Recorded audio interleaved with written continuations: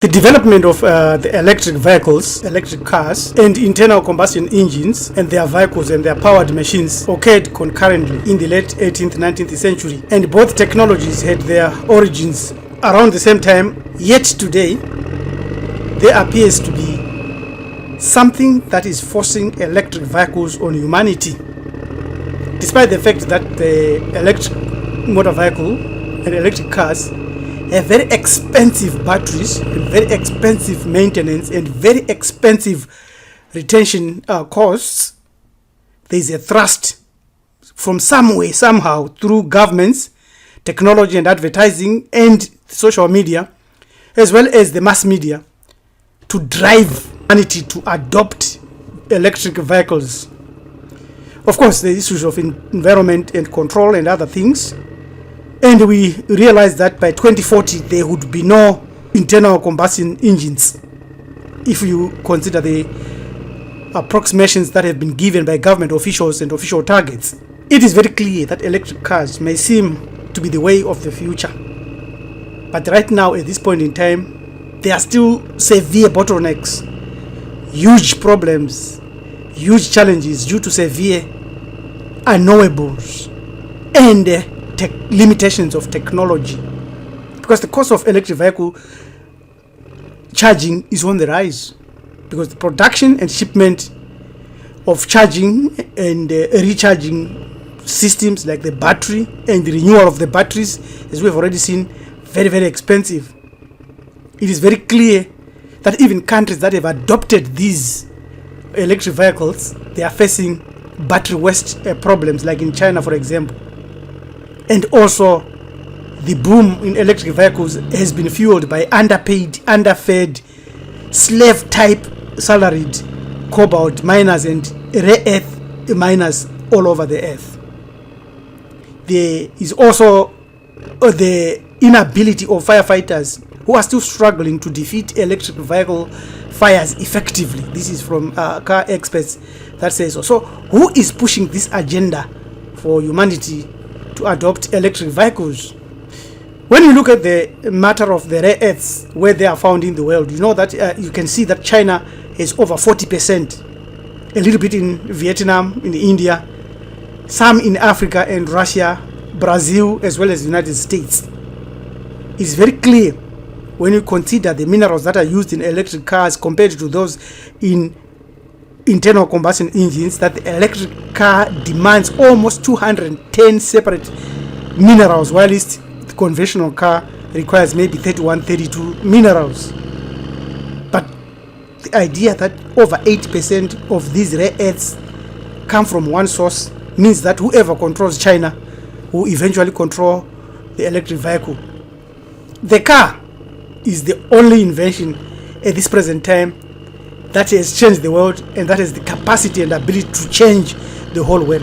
The battle is not against horse wagon drivers, but it is that there is something that is forcing electric vehicles on humanity. The motor vehicle and its significance and rapid evolving nature makes it the center of technology, including artificial intelligence. Over the past several years and decades of technological advancement, the automobile or the car has been transformed from a mere mechanical machine to a highly sophisticated, adaptable, user-friendly family item that can never be discarded from families, companies, industries, as well as many, many other areas of human enjoyment, pleasure, but at the same time with plethora of accidents and the maiming of human life. It is clear that humans will be willing and eventually be demanding to be hybridized with artificial intelligence or microchips to their cars so that they can have selfless and self-driving cars. This is coming. There is also other reasons that electric vehicles are almost a tool that is being used to control you, to spy on you, to collect unimaginable amount of data on you. And the governments and other organizations that benefit from controlling human psyche can access this data easily. Analysts estimate that cars generate about 25 gigabytes of data every hour. To summarize, electric vehicles are not green. Although we have been given the idea that they are better than fossil fuel cars, it is very clear that to adapt and to have batteries and any other items on the car, there is enormous support from government and probably from the high-tech control grid that loves the electric car that is spying and benefiting from your activities. It is clear that hydrocarbons, which are an organic chemical compound that forms the basis of crude oil, natural gas, coal, and other important energy sources, are blamed for greenhouse effect. But they are the only generators of almost 80% of energy needs in the whole world. That means that there is an excellent chance that oil, coal, and gas will remain behind the force that causes us and gives us the ability to charge our own electric vehicles, which is the scenario at the moment. It's important to emphasize that carbon is an essential element for life. That carbon is melanin dominant. Carbon is you. And therefore, when they say that they want to do away with carbon, it might be double talk.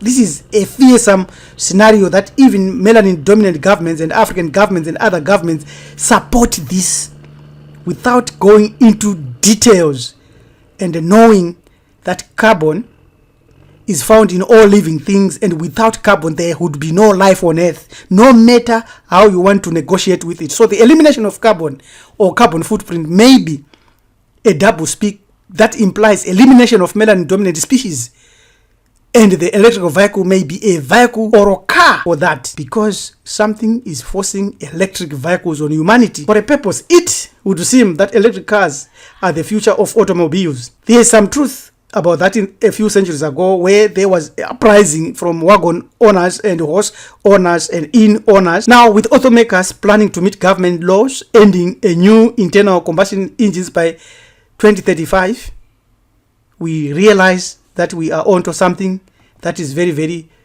critical. It is on the car. That word car, coming from the word chariot, from the Latin word carus, Anglo-French carré or carriage, or Old Irish car, wheeled vehicle, and the car of the people, which is the soul, the spirit of the people. There is some meaning that we need to look into in detail. But let us simplify the concept here, because ancient concept of car, life force, or essence of life means the natural, eternal life force in you, which is organic.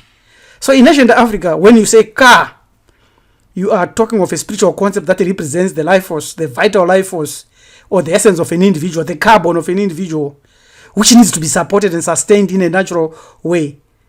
It was not measurable in quantity like what they are doing today using carbon footprint, but it's symbolic and it represents the animating force.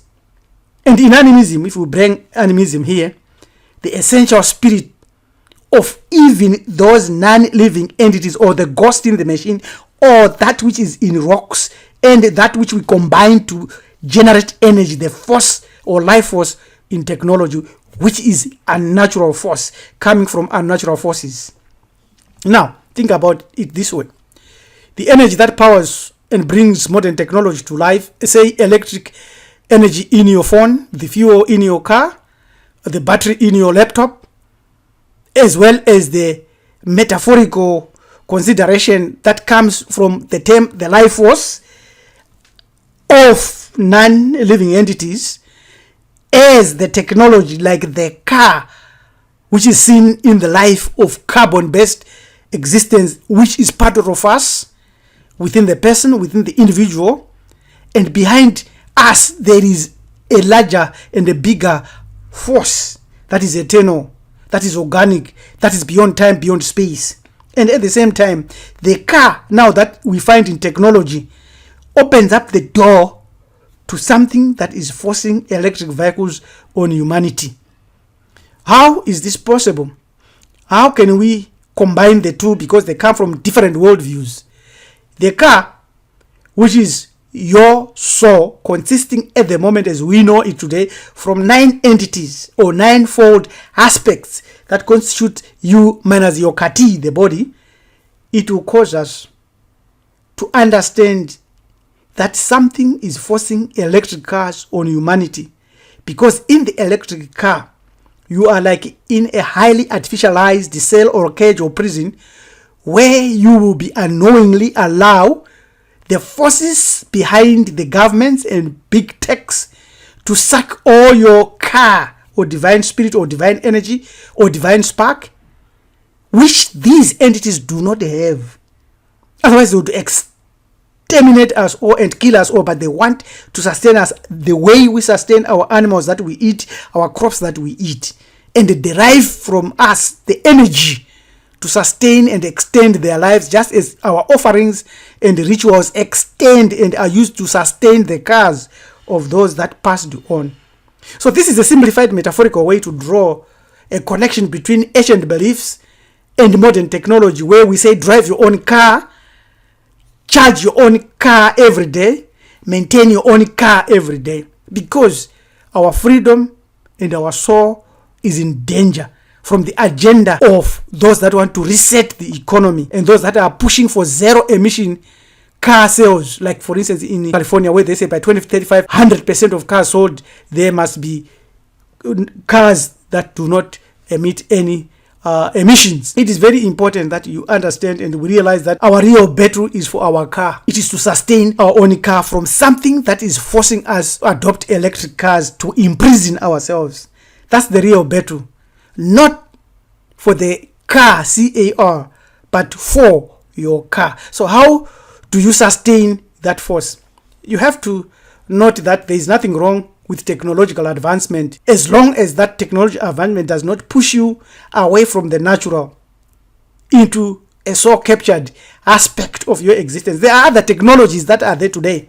The Japanese have developed a car that can run on water, a car that can run on hybridized systems, but just like the days of the ancient and older electric cars in the 1920s, which were pushed out when they discovered fossil fuels, and the elites that had invested in fossil fuels suppressed this technology, which would have by today been the best and better developed, and with no input from these nefarious forces. The sales of cars are low, of electric cars are going down, but they will push on and they push on until every human soul is adopted the cage they want you to walk in, to drive in, to sit in, to eat in, to talk in, to phone in, so that they can be able to take over your soul.